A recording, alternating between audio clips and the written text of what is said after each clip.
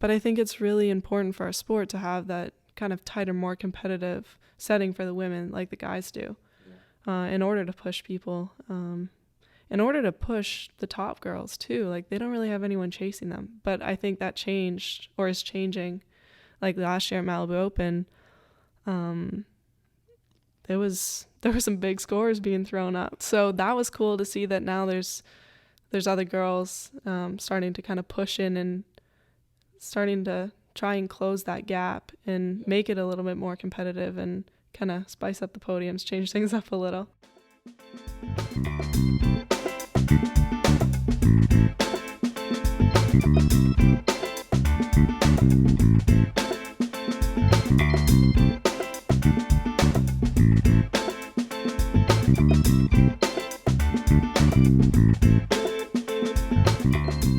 Hey, what's up, everyone? Welcome back to the Water Ski Podcast for episode 30. Yes, 30 episodes already. This one is with Jaimee Bull. Jaimee is one of the best skiers in the world, straight up. Like, current under 21 world champion, NCWSA record holder with 5.5 at 39, and national champion. Literally one of the best skiers in the world, and one of those skiers that in those famous Malibu Open of last year really showed us that women's water skiing is strong and competitive. So I'm really excited to share this interview. I did it when I was in Lafayette last month, right after I interviewed Ryan and Harry about the Ragin Cajuns water ski team. And we were, going deep, going back to her beginnings in Canada and some of the key people that helped her improve along the way. We talk about some successes and some not successes, right? But really cool episode. I'm really stoked to share this interview. I also want to thank everyone for the support that you've been showing to the podcast, whether it is a text message, a donation, a review, whatever it is. Like, the stoke that is around this podcast has been very pleasing and encouraging. And it makes me hopeful for the continuation of this growth trajectory of the sport. One quick final announcement. If you haven't checked out Water Ski Bits, this is my new podcast where I'm basically taking excerpts of interviews I've done over the months in the Water Ski Podcast. You can check it out on Apple Podcasts, Spotify, Google, wherever you get your podcast. Just search for Water Ski Bits. And we'll certainly take some bits from this interview in the upcoming weeks. So enough with the chatter. Let's get to the episode. Enjoy your week. Jaimee, welcome to the Water Ski Podcast. Thanks. I'm glad to be here. How are you doing? I'm good. How are you? Good. Nice to be in Laffy, Yeah, back to your old stomping grounds. Absolutely. I just, as a matter of fact, yesterday morning went to find my brick. Oh. I went to find my brick. I'll show you a picture later, Yeah, because here on campus, they put bricks for people that graduate, but it takes 2 or 3 years, for the funding to come in and people to actually lay down the bricks. So it was cool to find it and take a picture and all of that. But it's cool for sure. There's actually a lot of skiers that have bricks down. Yeah. You can walk around, see the Ashers, Grouses, Trent's is here. True. Yours is there. True. Danielle, Steve. Yeah. It can become, not that you guys need suggestions for recruiting, because you're obviously recruiting very well, but it could be like a recruiting walk around campus, right? We do that. Oh, you do? Yeah, you get to do the walk of honor and see all the past skiers. Well, there you go. It's already in place. That's cool. Well, we're recording this, what is it, early March. Mm-hmm. How's school? How's everything going? Busy? Yeah, so much stuff going on at school, but it's good. What are you going for? What degree? I'm in mechanical engineering. There you go. Strong degree. Yeah. Right? Yeah, that's tough. I'm trying to minor in biomedical, to try and kind of combine into biomedical engineering. Mm-hmm. But the guy that was running it left the school, so now I'm kind of sticking more to the mechanical side of things. Makes sense. Yeah. Makes sense. We're going to get to some of your, experiences here, but just to get us warmed up, how'd you get into skiing? What's the story? Well, I grew up on a public lake in Canada, and my parents, they were just cottage skiers. My dad was a barefooter, and him and his friends got a course when they were young, and they put the course on the lake, and we were messing around. And then when my brother was born, he was raised on the water as well, and he started playing on the course. And my dad took him to watch a tournament, and he said that he wanted to go and won. So my dad put him in a tournament, and he did really well. And everyone's like, who is this kid? Like, where'd he come from? They started talking to my parents and said that he's like pretty good and he could excel in the sport if he got some coaching. So he actually took him to Dan Reaney's place in Kingston, and Jaret started skiing tournaments, and it kind of took off from there. And then I just followed in his footsteps. Nice. How was it in the early days? Was it something like, well, Jaret is doing it, I'm going to do it too? Or was it like you had passion for it? What were your early days of skiing? Definitely sibling like inspired. That's like my whole life. Like everything Jaret did, I wanted to do. And he was actually gone to Dan Reaney's. I was 6 and I was skiing on 2 skis, kind of messing around, and he left. And I told my parents like, oh, I'm going to drop a ski before Jaret gets home. And my parents were like, yeah, okay, like, like, let's go. We can try. We'll work on it, whenever. So I ended up dropping a ski.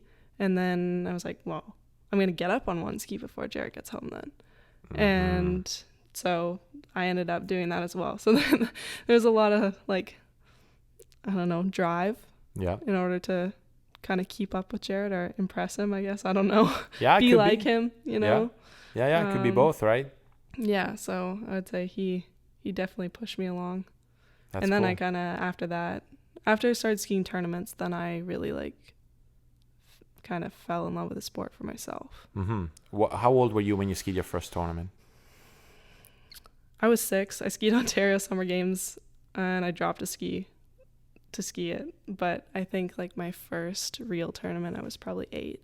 Okay. How was that? First real tournament, 8 years old. Do you remember anything about it? I don't remember my first tournament, but I remember my first nationals. I fell around ball 1 on my first pass. All right. That was a rough time. I mean, generally half first pass is rough time. Yeah. So that was rough, but hey, I got past it. Only slalom, or did you trick and jump a bit? I have only slalomed. You have only slalom. I have only slalomed. Okay. Never tried tricks? I rode a trick ski for like maybe a week when I was 10. But I mean, we were like at home in Canada. It's cold. We live on a public lake, so you gotta wake up early before fishermen and everything come out. So there wasn't that much time between me and my brother to ski on the slalom course. So we'd wake up and it's like trying to get all your sets in there. And then like tricking was always like, my parents didn't really know anything about it. Jaret didn't know anything about it. So it was like, okay, you're going to get up, play, you're going to fall. It's going to take a lot of time. Right. And then by the time we were done slaloming, everyone was out on the lake and it was windy and it's cold. You just want to go home. So tricking lasted not very long. Yeah. Okay. It makes sense. No, and obviously a lot of people are slalom skiers only. I mean, I would say, the way I normally compare it to friends who don't know the sport is that, yes, you have a lot of ways they use snow ski or do things on the snow, but 99% of people snow ski. So like I think slalom is in that kind of category. No offense to the other 2 events, they're amazing, but if you hear of someone being a water skier, 99% of the time is going to be someone who runs buoys or does one ski. Yeah, right? I think it like stems from cottage skiing. Like a lot of people maybe don't ski the course, but you might, in the summer go with your friends and just like get up on 2 skis or 1 ski or whatever and kind of mess around. And I think that leads to more people starting with slalom. Yeah, I would agree. It's like, it's also what you see more, like it's easier access. So you said obviously Jaret, your brother, big influence growing up and to this day, I'm assuming. Yeah, absolutely. Any other influences you had in those early days? Because obviously you started going to nationals. You're now a competitive water skier. Anyone that like sort of helped you in those early days when you were running your first passes, cutting down the line? When I was really young, it was really just my brother and my parents who were involved. I didn't kind of branch out past Canada for quite a while, probably until I think I went to Florida for the first stint of period when I was 13, and that's when I went to Jack Travers. Mm-hmm. And then I started to get a lot of help and support through Jack and John, and then Will Asher as well became really involved in my skiing. Yeah. And then as I continued to grow older, HO, like the entire team, has been super supportive, and that's kind of just continued to like intensify as I've gotten older. Yeah. I mean, those are big names, man. Yeah. You're 13 and you're getting Will Asher, John Travers, Jack Travers. Yeah. I mean, those are big influences. Yeah, I mean, so my dad, he like taught kines and biomechanics in high school. And so he didn't know anything about water skiing, but he understands how the body works. So that's how he used to coach me. It would be like, okay, well, if you put your body here, this is what's going to happen. Right. And so we used to watch Edged in Water all the time. Like that movie you played, I knew all the words by heart because my dad's trying to watch this and figure out how he's going to coach Jaret when we were young. And watching those videos, and like the skiers in are like movie stars to you when you're a kid, right? Like right. Marcus is in there, Will's in there. And then now it's like I'll pick up the phone and call Marcus, or he'll shoot me a text, or like you're sitting at Will's house, or you were going to go ski with him. So like these people that when I was a kid, I was watching on the TV screen, like, wow, they're movie stars, are now like close friends and people that I spent a lot of time with. And that was a really interesting transition to kind of come across, and a realization, like, I mean, I didn't really notice it. And then one day we were just talking about it. I was like, wow, this is cool. Like, this is not something that if you told me when I was a kid was going to happen, I would have never expected that. I would agree. Yeah, I had moments like that as well. I mean, I've said it before, like I would wake up every morning in my bedroom in Italy with this super dope HO poster of Wade. Mm-hmm. It was the poster that launched the first CDX, and it was just him like crashing a 4-ball, and it just said CDX Cox Design Extreme, and I woke up with like every day I would see it, and then I got to ski with the guy, and I was like, okay, I was taken aback a little bit, wow, those moments are important. It's really cool. Yeah. Were you nervous the first times you had like wheeling the boat, The first time I skied with Will, definitely. Tell us the story. I think it might have been before my first Masters. I went to his house with my brother, and I didn't know him that well at that point. I think it would have been my first or second time in Florida. I would have been around him a bit. And Will's kind of like a quiet guy, Yeah, okay. He's kind of like a quiet guy, yeah. And when you're young, like, I don't know, it's Will Asher, right? Like, I'm still like, wow, this is that guy, And I just remember it was like new place, whatever. I'm showing up to Will's house, and I'm gonna go and ski. It was fine. He's awesome. Like he doesn't care. He'll tell you I'm just a guy. Like yeah, okay, exactly. But no, it was super fun, and it's been awesome skiing with him now. Yeah. What is So did you ski some with Jack as well, or primarily with John? I skied a lot with Jack, kind of earlier, and then I started skiing with John, and then we would go to Will's place. And then I kind of went back. John would be gone, and I'd like ski with Jack. So it's kind of flipped back and forth. But when I first started going to Florida, I was skiing with Jack all the time. And what is, if you want to share, what is some of the things that Jack helped you with? Technical and mental, I would say. Like, he's very knowledgeable, obviously, in terms of skiing. And he understands, like, feeling like comfort on the ski where you're like what you see, what you feel coming into the course and everything. So he was able to help me a lot just with technical pieces of my skiing that I needed to fix in order to improve. Yeah. But then also like how to prepare for tournaments in terms of sets, like reps, when I need to take some time off. I'm really bad with that. Like I will just keep skiing. Like I grew up not like knowing when you're going to ski again in terms of weather or boats or whatever. So I get to Florida, I'm like, oh, I'm going to ski 10 times a day for every day. And Jack used to tell me like, no, you're not skiing today, or you're doing this, or you have a tournament coming up, so you should do this before the tournament. So just kind of learning how to be a competitive athlete and stay like having more of a training program leading up to peaking and tapering before events was really, really helpful. Which I think it's hard, right? Like, did you do any competitive snow skiing growing up? Yeah. And maybe you can speak to that, but like it seems to me like other sports allow for more reps, right? Like, so you can put a lot of time on the slope or in the swimming pool or on the football field, whatever sport it is, or golf, you can get a lot of reps. In skiing, you really can't at a certain point, right? Yeah, absolutely. How, like, was that a play for you as well? Where like, man, I only spent 20 minutes on the water. What is this? Yeah. Did you have any of that? Oh, 100%. Because every other sport that I did, it's like you spend so much time training. I mean, in snow skiing, it's maybe you're not in gates all the time, but you're still on the snow. You're doing drills. You're doing everything. You're spending hours and hours on snow, working on stuff. And then it comes to water skiing, I'm like, you're doing a couple passes and you're done. I'm like, well, how am I going to learn? Right. That's always how it was. I was like, well, if I only do it this many times, my body's not going to know how to do it. So I was like, I need to keep doing it more and more and more. But you can't. You cannot. You can't. It just doesn't work. Yeah, physically doesn't. No. And probably mentally as well. I mean, I don't know about you, but there's some, like in season, you're going down the line, like 39 and 41 become hard mentally. Like maybe my body's okay, but like mentally I'm drained. I don't know if it's the same for you, but like I found them to be demanding on a lot of levels. Yeah, absolutely. It's definitely tough. Yeah. But let's not jump ahead too much. So, you're skiing, you're 13, you're coming to Florida a little bit, you're skiing with Jack. What is your level at the time? What buoys are you running? What tournaments are you getting involved in? I can't remember if I was 13 or 14 when I went to my first Masters. I feel like I should know that. That's probably bad. But say 13 or 14, I qualified through LCQ for my first Masters. So I had gone up. Yeah. I'd gone up in speed a year early.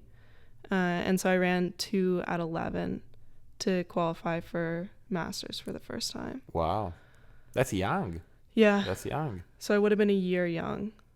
Yeah. At Masters my first year. Pretty solid. Yeah. How was that experience? Really cool. Kind of because it was like really my first time getting into Florida and spending a lot of time there. And then knowing that I had the ability to qualify for Masters was still kind of like that tournament. And so going into LCQ, I'd been skiing really well at Jack's, and LCQ is held there. Yeah. So I ran 2 at 11 the first round, and then another girl in the second round ran 2 at 11. So the way LCQ works is you have to get the score, which was 2 at 11, but you also have to win. And so she ran 2 at 11, so I was like, I had to beat her previous round score, and I ended up running 2 at 11 again. Oh, wow. Really making putting the mark putting on it there, like That's I awesome. want to go. That's awesome. So that was really cool to qualify that way. My brother was there too, so that was awesome. Oh, so you guys skied junior masters together? No, he was at Jack's when I did it. Okay. And then I skied my first Masters. Didn't go as well as I wanted, but that's okay. I think I ran 4 at 35. Okay. Came 4th. Okay. But I mean, excuse me, I've asked this to other guests. I think that especially junior masters, that might be a little incidental. Like I'm thinking more, you show up to Callaway, you get the hotel room, you do the walk down that little pathway. They're still setting up the tents for the day after. Maybe you see like a Ryan Dodd or like like people like this walking around. What's that? What's that like? Is it like, when you were watching Action Water kind of moment? Yeah, I mean, it's just everyone's there, right? I don't think I'd been to a tournament where you have like all the pros are mingling with the juniors. Like maybe not until the Saturday when all the pros actually like kind of arrive, but you're just like walking around and you're surrounded by all the people that you've looked up to. Yeah. So that's really cool, and I think it's a motivation point as a junior skier. Yeah. Is to like you're now like you're skiing the same lake, you're skiing the same tournament, and then you get to like walk around and you're watching them. You can walk and there's Regina's warming up to go ski, right? Boom. And you just walk past her. Right, Like, exactly. you know? So I think that's really cool, and then it just like pushes you to like want to be in that spot. Like you want to be the Regina and some juniors walking up. Yeah. That's So. cool. And certainly now there's some juniors walking up to you thinking the same thing. Yeah. You know? I don't know. I still feel like a kid. I don't know, man. I don't know. I mean, you're young. You're Yeah. definitely young, but you know, you're warming up at the Pro Masters now, you know? Yeah. All right. So, you know, and did you ski Junior Masters every year since that year, or how did that work out? Yeah. So I actually qualified through LCQ again The year after. Ran 5 at 11. Okay. Yeah. Dude. That was a bit of a jump. 5 at 11. I think like that tied my practice PB as well to qualify for Masters that year. And then I skied it the next 2 years.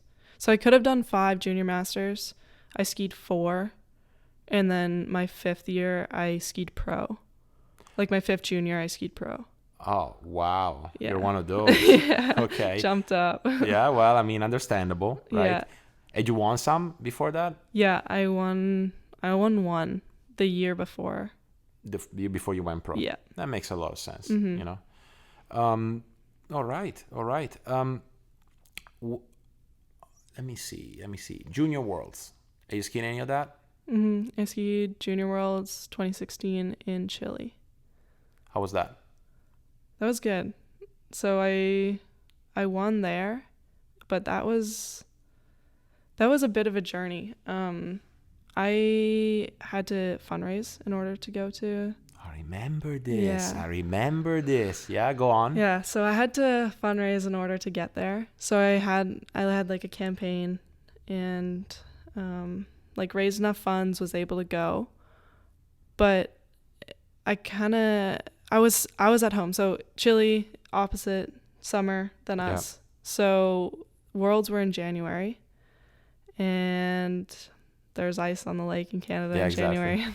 So I was skiing in as long as I could in Canada, trying to get ready for it. I think I skied until November, which is unheard of.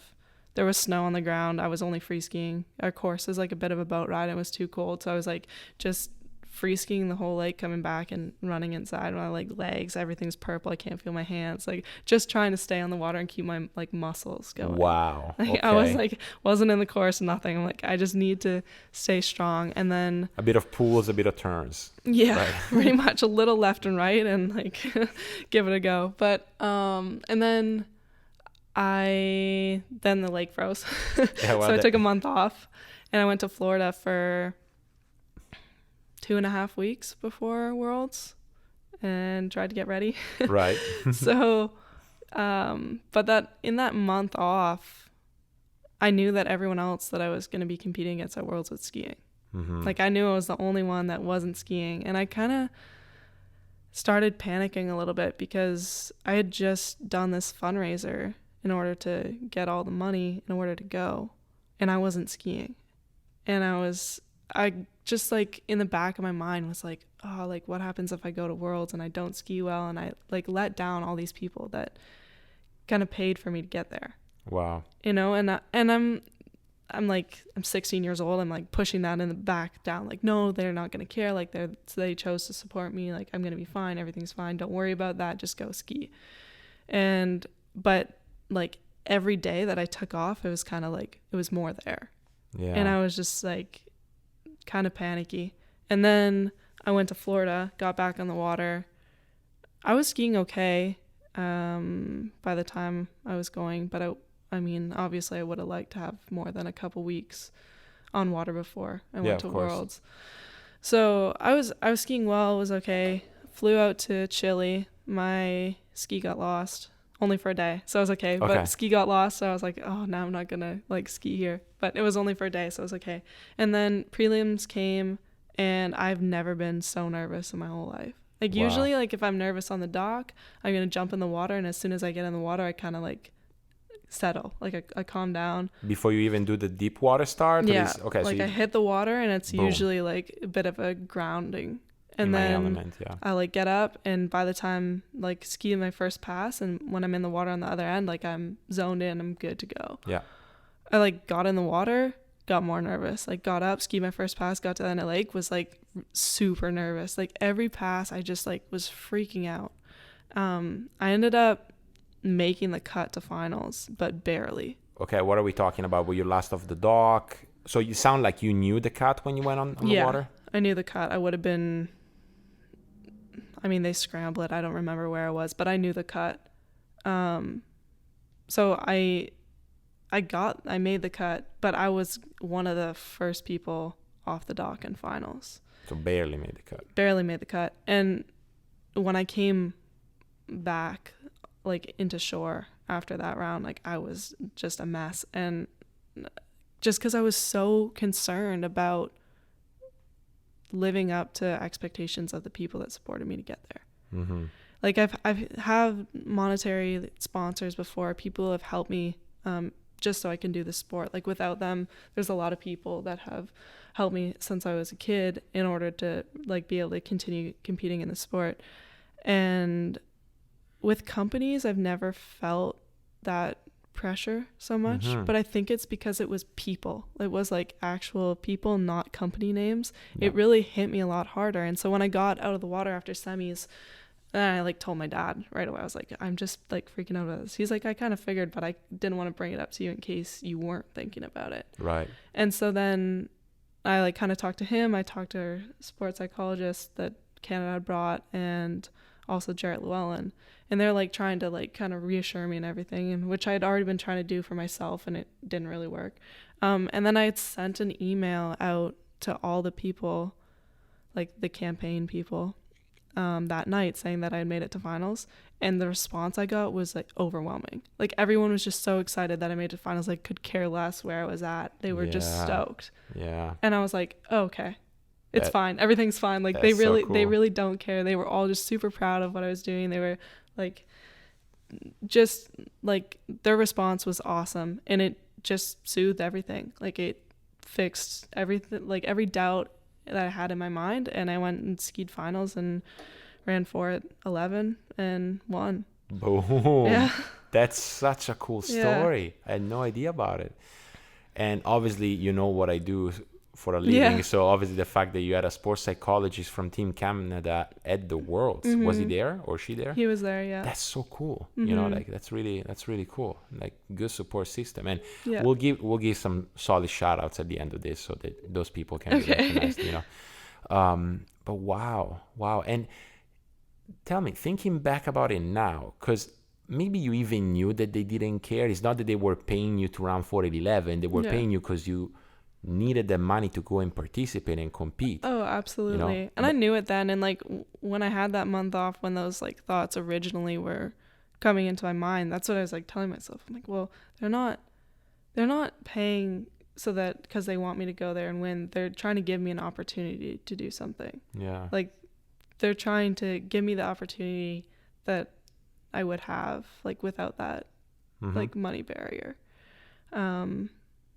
And they don't really care about the outcome. Like I knew that, but it's tough. It's still there. Yeah, it's one of those things like when you're in the moment, it's tough to discern. Sometimes we have this, I don't want to say in your case irrational thought, but like maybe irrelevant, you know? Yeah, that really didn't matter, but like it was there and it was affecting you. Yeah. So at that point, it's like you need to learn how to deal with that rather than dismiss it as not important, because to you is the most important thing in the world in that moment, right? Yeah, for sure. Yeah. So that was a huge learning curve for me too. Yeah, right there, I bet. That world's in terms of mental game and everything. Yeah. Now, you are, I would say, pretty famous for being someone that lives it all out. And, you know, like you ski very well at tournaments. you know. 2016 junior world champ. 2017 you go to some grown-up worlds. And you got third.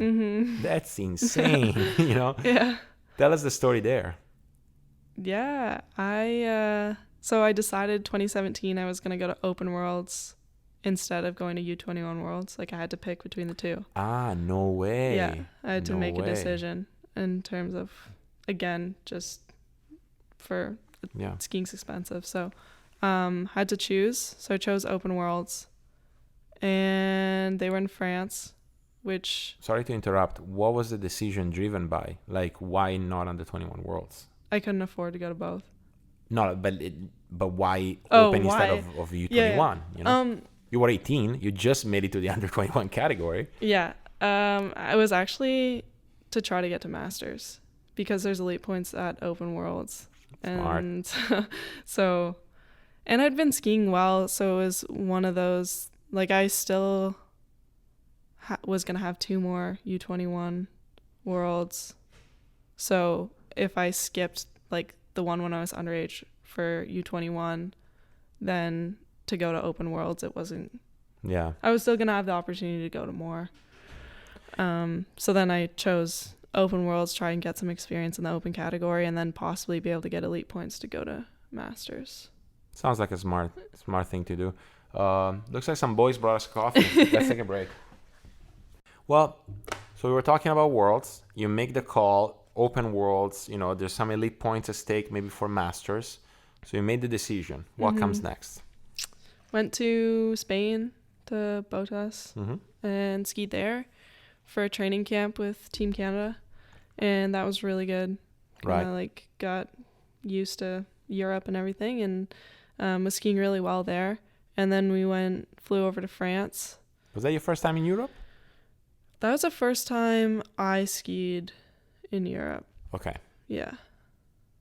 I think I'd only been for my brother's junior worlds at San Gervasio. You were in San Gervasio? I was in San Gervasio. No shit. I was there. No way. Yeah.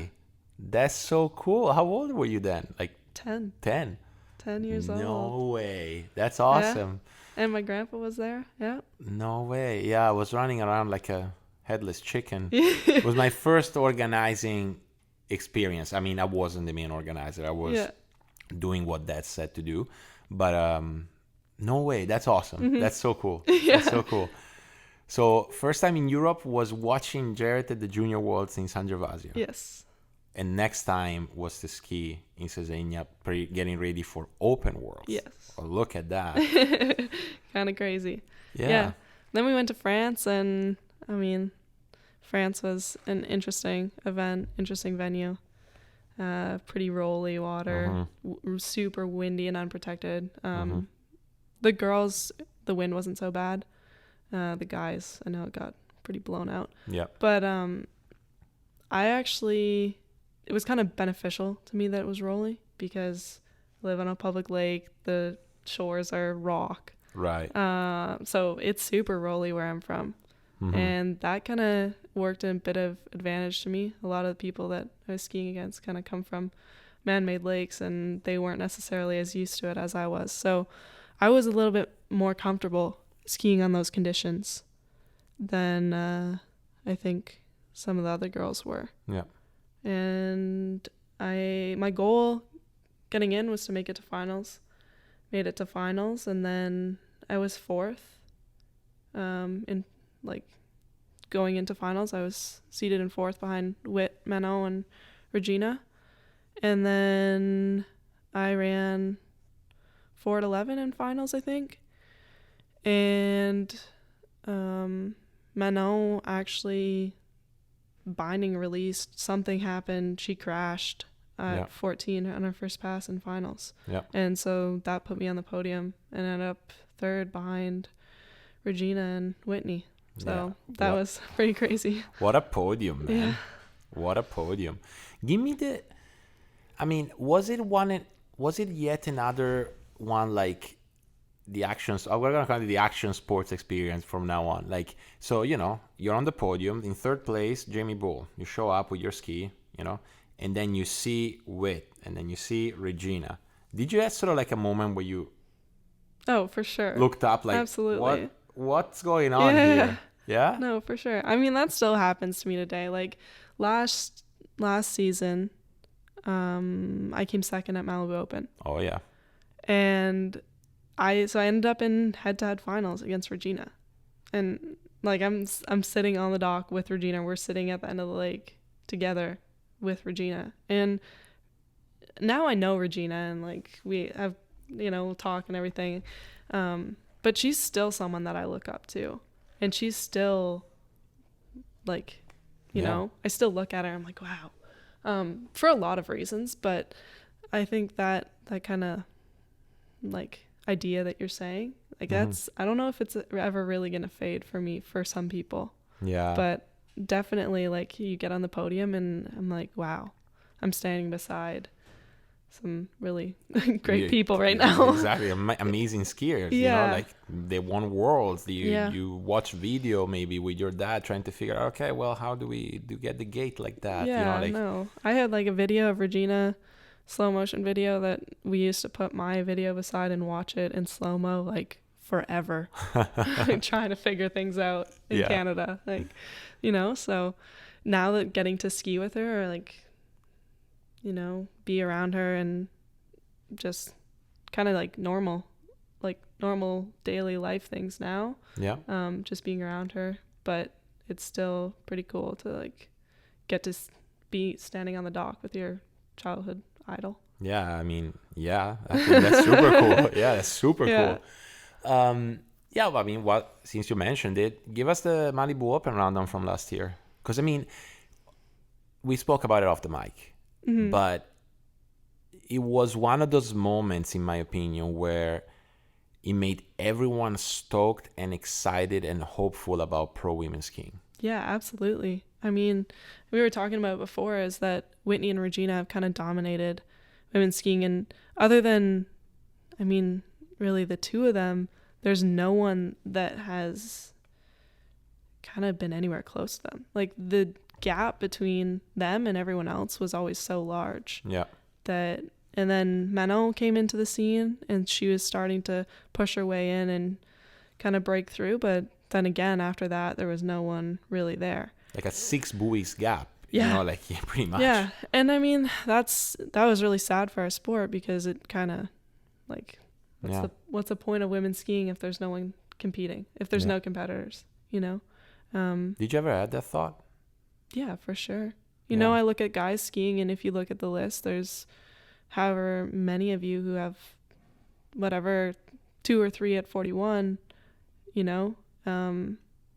it's super competitive. Like there's a lot of people that can run that score. And with women, it's, you have Regina and Whitney, and then there's like a couple people that are like, gonna get a couple at 39 maybe, and then right. So there's not that many women around, and I think that makes it, I mean, for me, I still looked at Regina and Whit and wanted to kind of get up to their level, but I think it's really important for our sport to have that kind of tighter, more competitive setting for the women, like the guys do. Yeah. In order to push people, in order to push the top girls too. Like they don't really have anyone chasing them. But I think that changed, or is changing. Like last year at Malibu Open, there were some big scores being thrown up. Absolutely.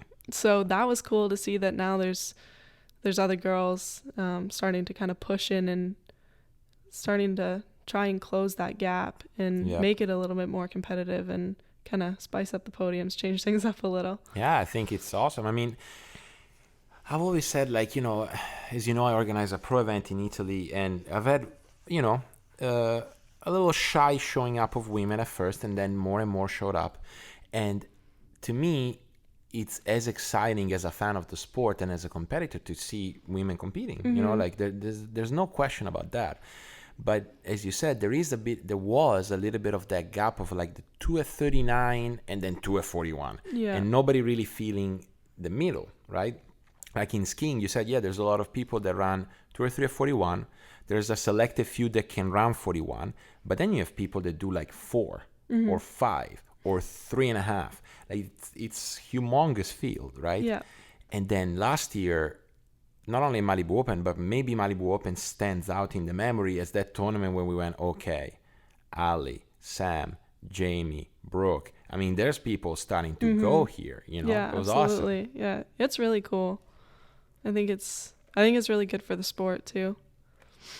Yeah. And so give us the rundown. Like Malibu was last year, remind me, was one round.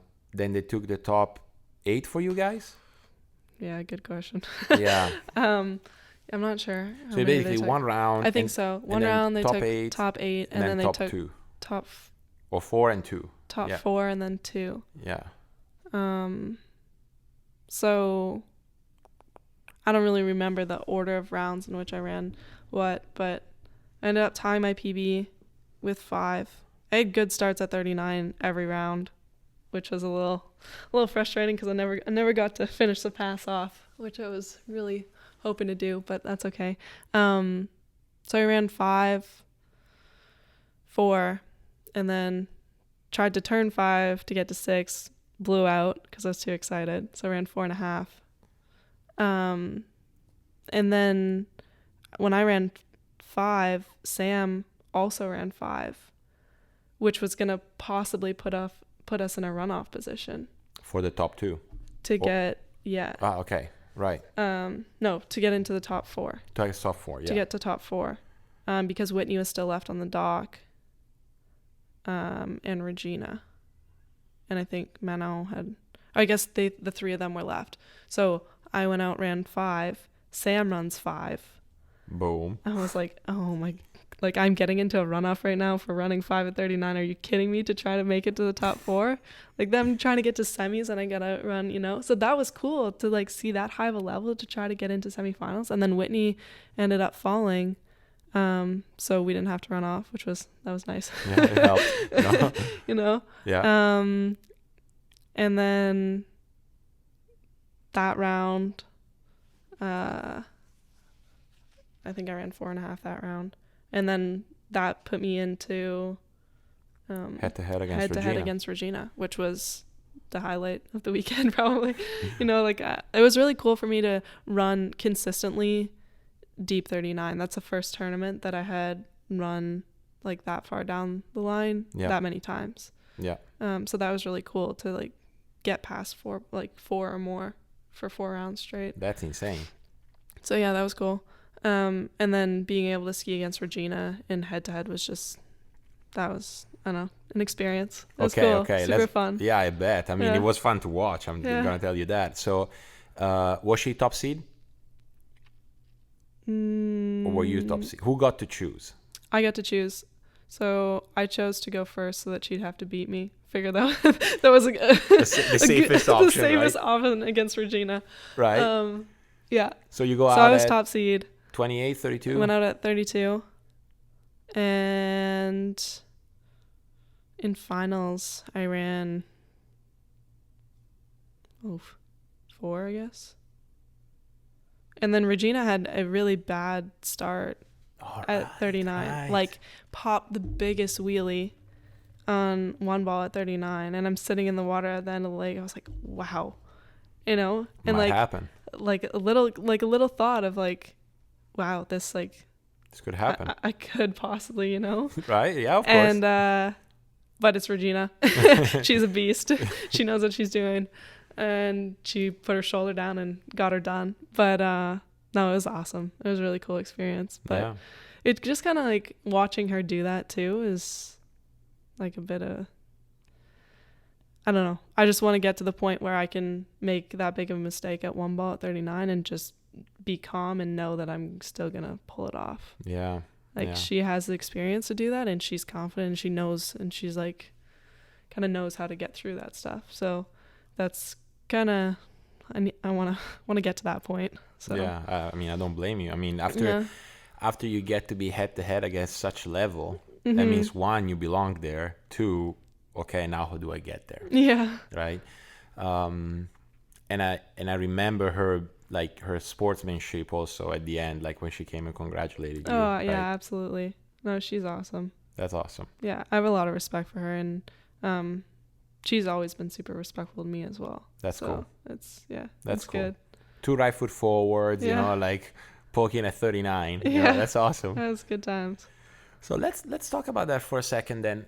What, you know, we are in March. You're starting your season. Obviously, the goal, I'm assuming, is running this 39, right? Getting at the end of this pass, right? And we'll talk about in a second that time that you got really close, that everyone knows. Well, we'll talk about it, you know. But what are you focusing on, right? Like, is it technical? Is it equipment? Is it mental? Is it a combination of everything? What is it gonna allow you to start having a few 39s in tournament? Because I'm sure you've ran it in practice. What's missing? I would say mental now.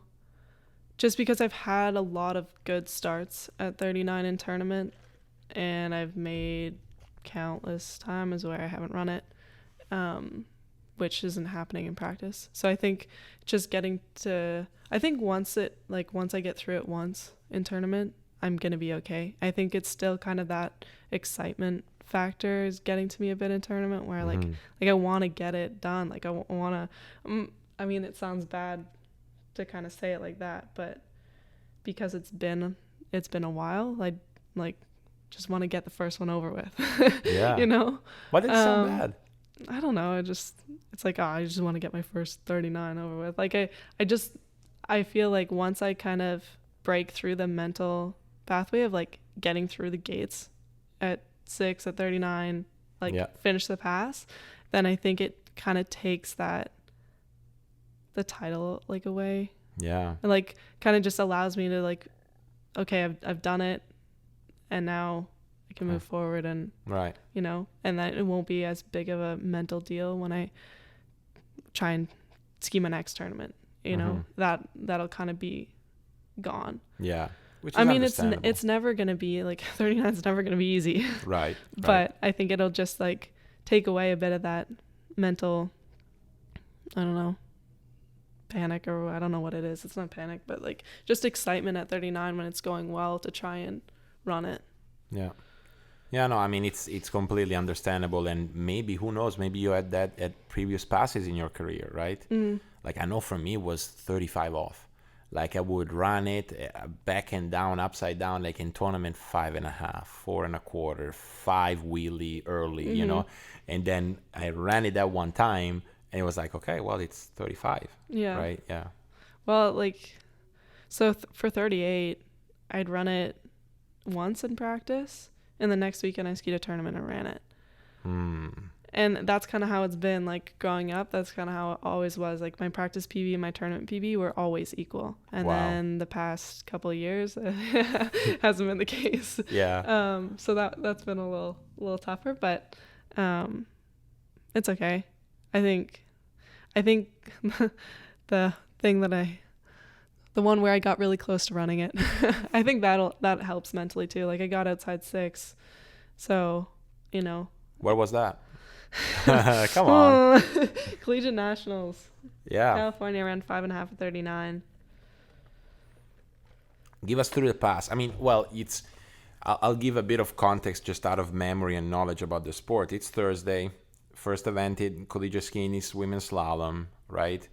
You were obviously, you know, the best slalomer that this team has. And you were probably last rotation? No, I chose to go 4th. Oh, you chose to go 4th.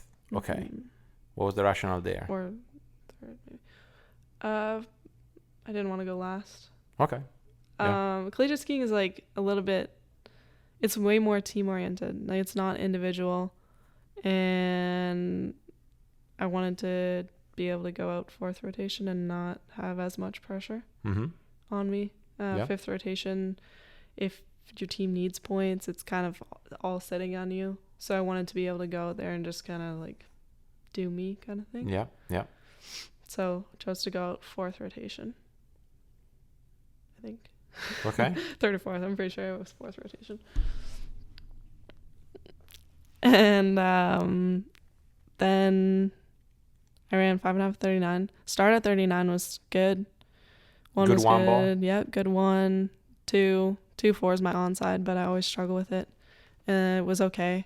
3 was good, 4 was kind of slow, 5 was okay.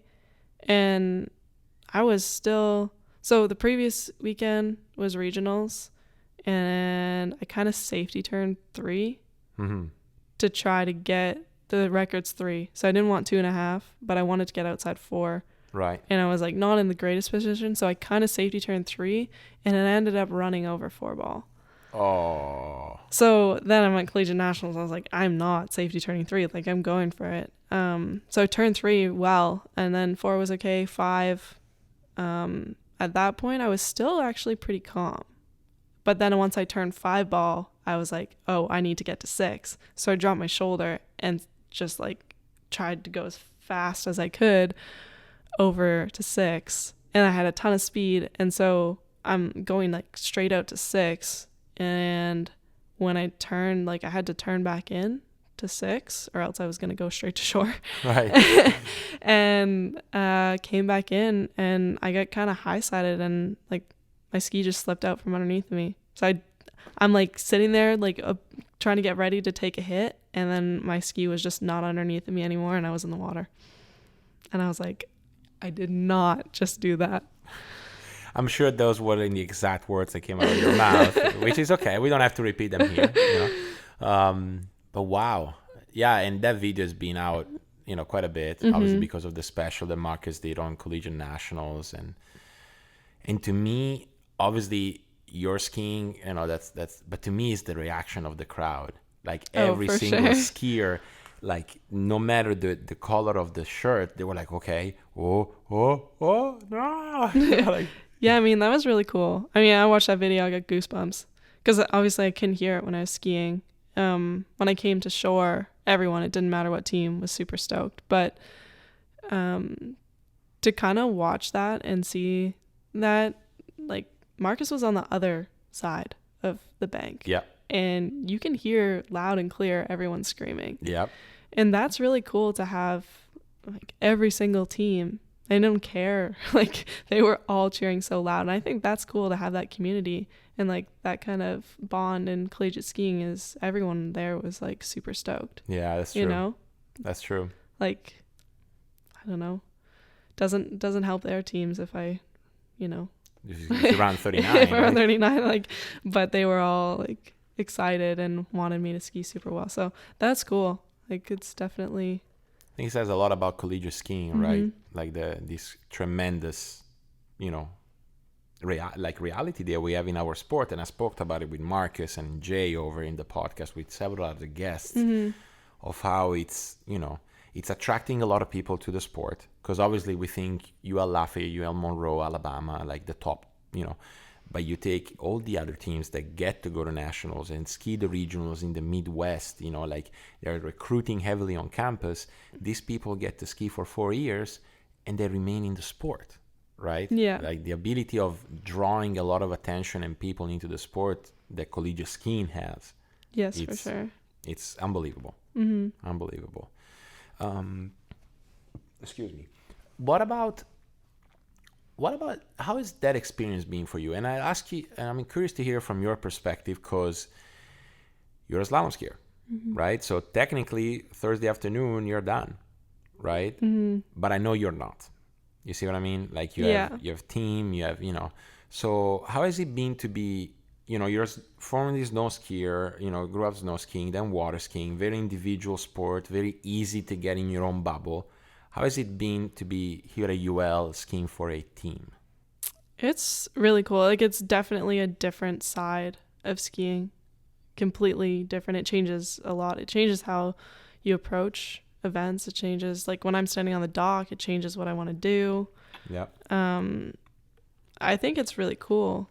You're there skiing for 22 other people. And then, like, I'm getting so nervous for people, like way more nervous than I am for myself than I am getting for my teammates when I'm standing on shore, Oh, yeah. It gets really cool, like, camaraderie between everyone on the team, and there's a lot of support. Like, we all ski together, you're coaching each other, so you're invested in each other's skiing. Big time. You're coaching each other, so then when you go to events, you've put a lot of time into other people's stuff as well. True. So it's really cool to kind of grow and learn off of each other in this setting. And to have it where it's a team sport and you're kind of taking the individual part out of it. Yeah. You know, like any team sports, I grew up playing basketball and volleyball and stuff, and you're on the court with, you know, a bunch of other people at the same time. But when it's a team sport and you're alone on the water, that you know, it's directly on you. If you screw up, you feel like fully responsible. If you're on the court and like, I don't know, you fumble a ball or something, like it's a little bit, the consequence feels a lot smaller than if you're there. So I feel pressure wise, it's different because you're not doing it so much for yourself as you're doing it for a lot of other people. Yeah. What about, so you said, you know, you're staying on the shore, nervous for other people. Like, can you tell us a story maybe of someone that skied recently in nationals that you were like, oh man, I hope, you know? Yeah. So Spav, our team captain, he actually had equipment break before nationals. Oh, wow. So then we got him a new ski sent in, and so he's riding a new ski. Wasn't super comfortable on it, but was like doing okay, like, you know. And he was 5th rotation, I believe, and we had Ado go out in slalom, and he fell around after one on his first pass. Oh, wow. So we needed only like your 4 scores count, so we needed Spav's score. And Ado crashes, and I'm sitting there waiting for Spav to go, and I was so nervous. I was like, you know, I'm scared he's nervous because he's riding a new ski and like all this stuff's happening. I was like, come on, Spav. Put it together, buddy. Come on. And he did. He did? Yeah, he skied absolutely. Well? Like, yeah, he got it done. He did what he needed to do. So that's it was good. But yeah, it was definitely a little nerve-wracking. Yeah, I bet. I bet I can share a similar, because then it becomes, I was actually, as you know, I was talking to Ryan and Spav before this. It also becomes interesting when you're looking for those gaps, right? Like there's like, you know, let's say in your case, if you skied 5.5 at 39 or 5 at 38, the difference is 30 points. But if you skied, say, 1 at 38 or 2.5 at 38, that's 150 points, right? So you have those gaps where you have to be super careful and stuff like that. No, it's definitely interesting, and obviously you're aware of those. Yeah, right? There's a lot of calculations going on. Yeah, that happens. That happens. And so we had, what I was going to the story, we had this guy from Italy, Lorenzo, who came in the year that we won nationals, and he was like very good tricker. Yeah. I was like, okay, ski line 5, ski line back to back, ski line. I'm like, listen, buddy, no. Like, we need you to ski 5,300 points. Yeah. That's all you're gonna do. You're not gonna shoot for 7,000. You're skiing 53, but you have to be 99% solid. You know, like it was literally like a team surrounding this guy and telling him, this is your run, and that's what you're gonna do. You know? And kudos to him. He humbled himself and pulled it together, and we won nationals. You know, that's kind of how it goes, though, for like collegiate skiing. You got to put the team first. I was nervous for collegiates this year. It was kind of windy, and I wasn't sure if I wanted to take 38 headwind or tailwind. I'm like, Spav, like, tell me, like, I don't know what I want to do, you know, because if I was skiing for myself in a pro tournament, I would have taken 38 tailwind, like wouldn't have thought about it. Right. But when you have all your other team and everything, I'm like, like, I don't, like, I'm not here. I wasn't going to nationals to break the record. I was going to nationals to win as a team. Yeah. So I was like, well, maybe I should just take 38 headwind to guarantee that I run 38. And then, like, I don't need to win either. Like, get a couple at 39. If I get beat, it's okay. But I did what I need to do for the team. Yeah. Spav told me, like, do you. Ignore everyone else right now and tell me what you would do if you were skiing for yourself. I was like, take 38 tailwind. He said, go do that. Look at Spav, man. Yeah. Awesome team captain advice right there. Told me. Yeah, he was like, you just need to go and do what you can do. He's like, I trust you. And I was like, thanks. Okay. And then I took 38 tail and ran 5.5. So tell me about that team win, because that was a first for you. I mean, I'm sure you might have had some wins with Team Canada, but it's not the same. Not at all the same. No, they're not the same. So how was it? Like, this was a true team win. Yeah, it was amazing. What went through your mind? What was the experience? I mean, there was just a lot of excitement the whole last day because we knew we were close. And then by the end of jump, we'd kind of known that, we had won.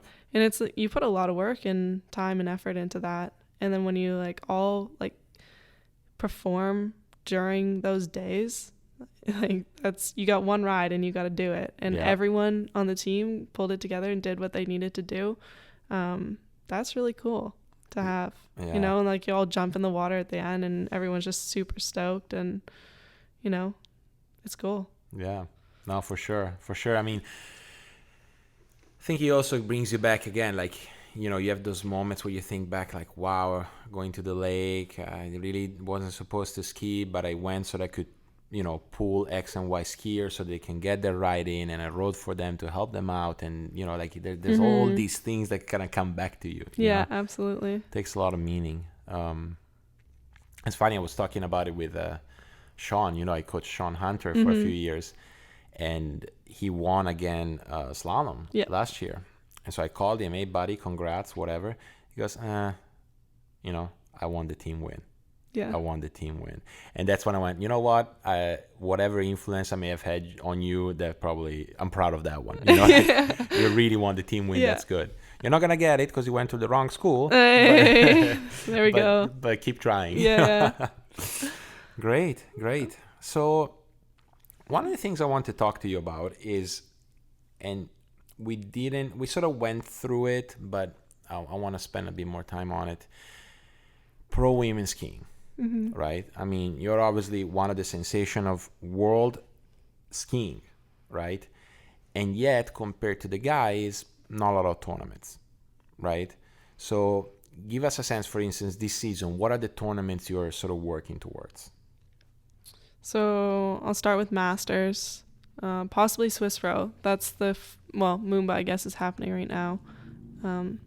But I won't be there. So Swiss Pro is a possibility. Masters, and then Lake 38. Yeah, that was a fun event last year. That was my first time. It was a good one. Nice. And then Jay's holding LA Night Jam, which has slalom in it as well, so that's cool. I'm excited. That one looks like it's going to be a great event. And then Malibu Open got moved to September. Yeah. So September will be Malibu Open and California Pro-Am, and then in August I have Hilltop Pro-Am with HO. Yeah. So there are some tournaments, but certainly there are a lot of events, and in Europe, say, where now we're having a very good pro scene, and there's going to be its own tour with separate points. I guess apart from us in San Gervasio, there's not women's skiing. Yeah, only you guys have. Yeah. There's a lot for guys, though, this year. There's a lot of pro tournaments in Europe, and San Gervasio is the only one that's offering for women. Mm-hmm. So, I think a lot of people are going to try to go there. But I think in order for women for it to be worth going to Europe, to spend the money to get over to Europe and make that travel, it would be beneficial for us to be able to do at least 2 stops. Like if it's back-to-back weekends, you go, you fly in, you ski that, spend the week, whatever, ski the next one, and you're out. Right. I think that'll bring more women to Europe than if you only have one event. Yeah, for sure. And I think it's some, I've had guests where we talked about this and sort of made like calls for tournaments, right? But I think it's much bigger than that. Imagine like a young upcoming European men's skier, right? They have a tour to aspire towards, right? Like they know that if they become good enough to, ski pro tournaments, they have 6 tournaments with money in Europe, right? For sure. Kind of like what you may have right now in the US, right? You've talked about Lake 38, Masters, there's a few tournaments. Yeah. So because you said it and we talked about it, like we care also about pro women's skiing growing in numbers and levels. Mm-hmm. You need to have those tournaments to aspire to. For sure. Right. So yeah, it is a situation that hopefully will change. I mean, it's all very new, you know, like up until 3 or 4 years ago, there weren't even pro tournaments in Europe at all. Mm-hmm. You know, there was one. Yeah. So obviously it's exciting, and kudos to those that are putting the effort to do them, but hopefully they'll start adding women to where, you know, we can have someone like you come to our tournament and other tournaments. I mean, come back to San Gervasio. Exactly. Not just to watch, you know? Yeah, that's all of this is all to say, come on, Jaimee, come to my tournament. You know? I want to. Hey, I might be showing up. You never know. Yeah, exactly. No, well, I mean, yes, of course, I care about that, but I think there's a bigger point to me made. Right? Yeah, absolutely. Yeah. All right. So I don't know. Anything else that we didn't say? Well, obviously some shout outs, right? Mm-hmm.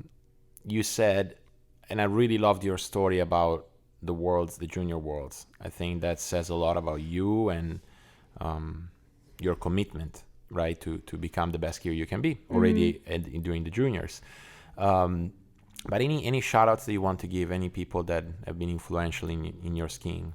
Yeah, for sure. I mean, to my family for getting me into it. Yeah. You know, my brother for pushing me every day. Never being easy on me. But then to like HO, who've been a huge support. The entire team has been awesome. They've been one of the reasons that I've been skiing so well, is just the support on the team in terms of coaching and mental and equipment, you know, the support through that. So that's been amazing. Nella Food Equipment is a company from back home who's been supporting me since I was pretty young, and I would not still be skiing without Ralph Nella. So wow, yeah, that's a huge one. Very like huge impact on my skiing career. And then same with McGregor Meats is also from back home. Really big support. So that's cool. There's a lot of companies in North Bay too that have helped me in my hometown, that have kind of helped out along the way. So that's awesome. That's been really good. Yeah, nice. Well, Jaimee, this was a true pleasure. I'm glad we got to sit down, right? Yeah, and chat. finally got it nailed down. Exactly. Maybe we'll do it again, you know. Sure. If you come to San Gervasio, or if we meet at a tournament, we'll sit down, you know. I'm still trying. Working on it. Yeah, I'll keep persuading you, you know. Well, maybe I'll be successful. Yeah. But no, this was a true pleasure. Glad we got to share your story with the skiing community. And hopefully see you soon. Yeah, thanks for having me. Of course.